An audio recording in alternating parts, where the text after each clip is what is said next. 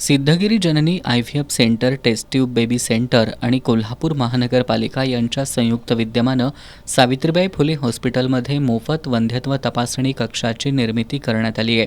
याचं उद्घाटन महापालिकेचे उपायुक्त पंडित पाटील आणि सिद्धगिरी जननीच्या प्रमुख डॉक्टर वर्षा पाटील यांच्या हस्ते करण्यात आलं. यावेळी बोलताना डॉक्टर वर्षा पाटील यांनी गरीब जोडप्यांना वात्सल्य सुख मिळावं या उद्देशानं सिद्धगिरी जननी दर गुरुवारी हे मोफत तपासणी शिबिर घेणार असल्याची माहिती दिली. नैसर्गिक गर्भधारणा राहण्यासाठी आणि कमीत कमी खर्चात उपचार देण्यासाठी आम्ही कटिबद्ध असल्याचं त्यांनी सांगितलं. यानंतर या शिबिरात शेकडो विवाहित स्त्री पुरुष यांची तपासणी करण्यात आली आणि त्यांना योग्य सल्ला देण्यात आला. यामध्ये ज्यांना उपचाराची गरज आहे अशांवर कमीत कमी खर्चात उपचार करण्यात येणार आहेत.